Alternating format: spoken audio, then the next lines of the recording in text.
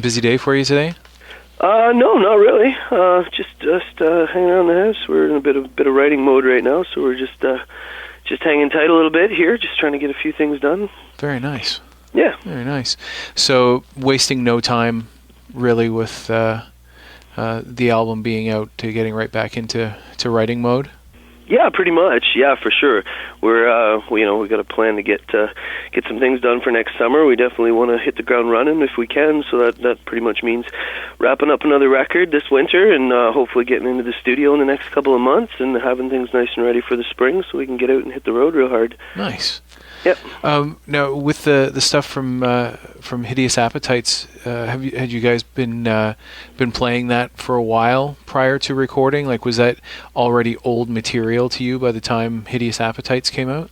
It probably, I would consider it old material for sure. We put almost close to a year of sea legs on those tunes before we actually took them down to a studio to go do the stuff. Just being our first endeavor. Kind of wanted to make sure that we had, exactly what we were looking to do, and on top of the fact that the more prepared that we were, the more cost-effective it becomes and stuff as far as spending money at the studio and stuff. So, having played the songs for that long live or whatever, we really kind of fired through the studio fairly quickly and probably saved ourselves quite a chunk of money. No doubt. Yeah. And recording in the studio is not cheap.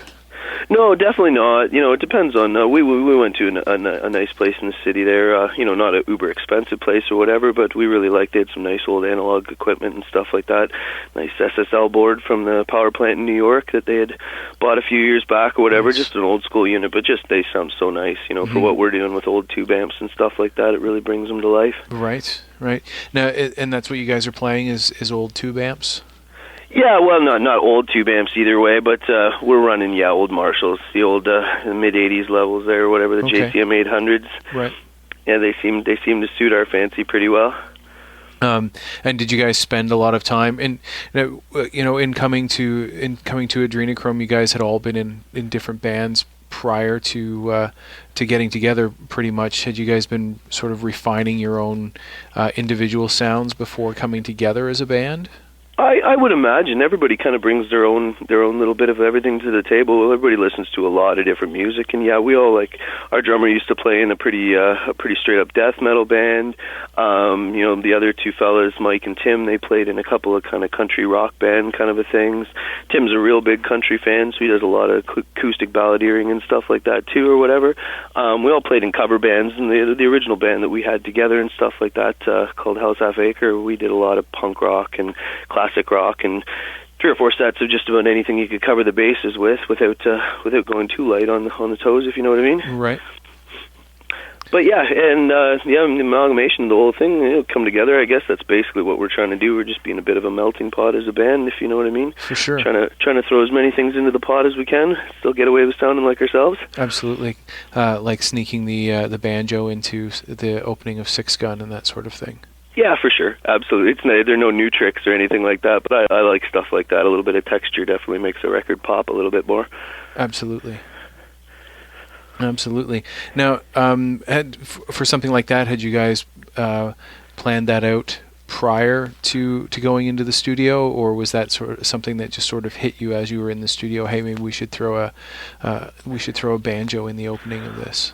Well, we did that. That was what that was the luxury that playing them for so long before we got there had afforded. Like, we maybe hadn't done all those things. They're not the exact. You can't always pull things like that live. Right. When you're at the stage that we're at. We haven't got time to tune 12 strings and stuff like that.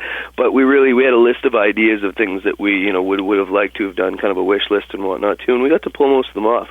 We tried to fit a little bit of saxophone on the record. It never quite made it on there, but that's basically, we gave us enough time to play the songs enough till you realize what you would like to hear and see in certain spots and whatnot. Now, is this the first time that you yourself have been sort of the frontman and guitarist at the same time in a band? Well, the cover rigs that we did, this is probably the first one that we've ever done, like as a group together. Like I said, we did play it was a cover band for the first year or two. We've probably been playing for close to 3 or 4 years now or whatever. Okay. But this is the first time that I've stepped up and done the singing and the guitar playing or whatever as a full-time gig in the band either way. And was it difficult for you to make that shift, or was it fairly natural? I had done a lot of singing and playing a lot of either way too, like in various different bands and stuff like that. Never was I really the front man either way too, but I'm pretty much a guitar player first.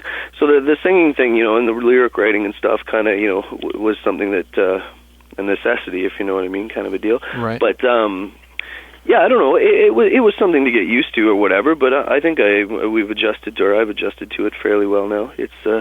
It's coming along nicely. It's something I'd like to definitely. That's the area I'd like to try and improve a little bit on for the next one. See how much we can do creatively and whatnot. Right.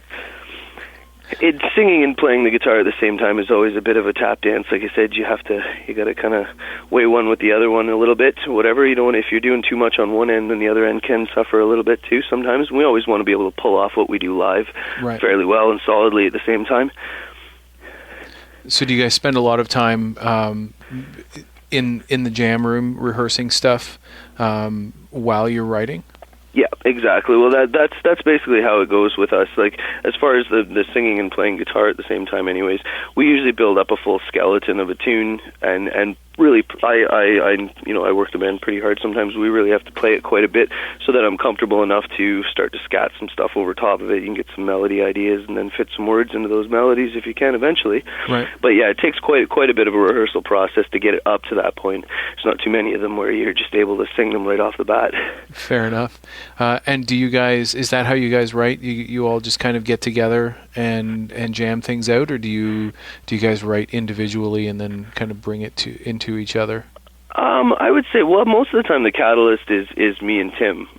We like to just basically sit around, you know, on an average evening with a couple of beers and toss some riffs back and forth, and still stuff starts to stick together, and eventually, you know, it turns into a bit of a format. And, you know, once we've got it about, you know, 3/4 of the way finished or whatever, we usually cut a scratch and send it to the guys so they can soak it up for a day or two, and then we all meet and basically just play the heck right out of it, if you know what I mean. Yep.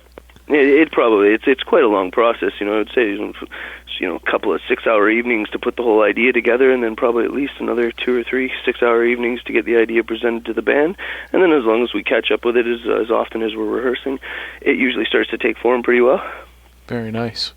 So you're saying that you're kind of in writing mode right now. So is the plan to have a full a new full length for next year? Absolutely, yeah. Yeah, we're hoping to do, I would like to definitely see, you know, 10 songs on this record. You know, my only complaint about the last one was that it ended a little bit soon. You know, it felt like an extended EP a little bit, if you know what I mean. Yes. I would have liked to have put a couple more songs on it for sure, but, you know, we were working within certain constraints and whatnot too, especially finances and whatnot. Absolutely. But, yeah, this time around I'd like to make a big fat juicy one, see how much stuff we can fit on there for sure. Very nice. Now, was there stuff left over from the writing of the EP that may carry through to this album, or did you kind of are you starting from scratch? Not too much. We don't tend to have too much B material lying around. I was even asking myself that a little while back, and it's mostly because we do a pretty big refining process with the amount of, you know, nothing's really finished on an end before we present it to everybody, so that the amount of playing that we do, if something doesn't fit or if we don't like it or it doesn't work, you know, we're always adjusting and molding stuff, you know. Like, I mean, if you listen to original scratches of a few of the tunes that we do, they're probably quite different than what ends up actually coming out at the end of the day. I just mean that we usually take a bad idea and hammer it out until it becomes one that we like again at the end of the day. Gotcha. Yeah, but yeah, for sure. Right now we're just banging all this stuff out, seeing what we can put together. You guys played a lot of shows together.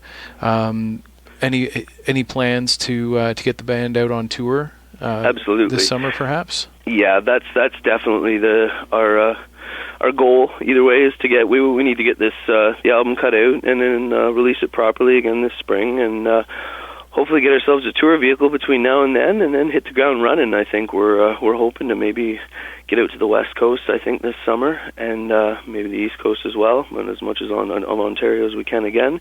And yeah, for sure, if the opportunity arises, we'd really like to take a dip down through the States as well too. Very cool. Yep. I gotta ask, has there been any backlash to the Volume 4 inspired T-shirt? No, none yet. Thank God. We're all just such big Sabbath fans that a friend of mine actually took an old logo of that and photoshopped something together like that, and we all thought it was so funny that we did a short run of shirts like that.